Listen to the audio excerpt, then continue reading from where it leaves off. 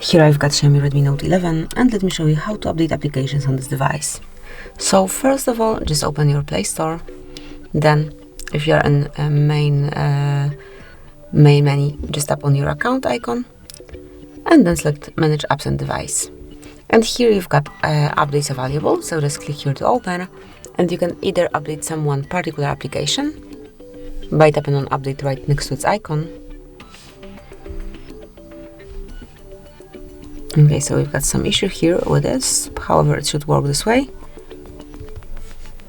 It's weak connection, I guess, but still it should work if you click on Update right next to App icon.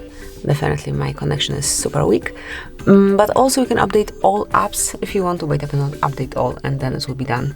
But unfortunately I need to fix my Wi-Fi, however it is working this way. So that would be all. This is it. Thank you for watching. Please subscribe our channel and leave the thumbs up.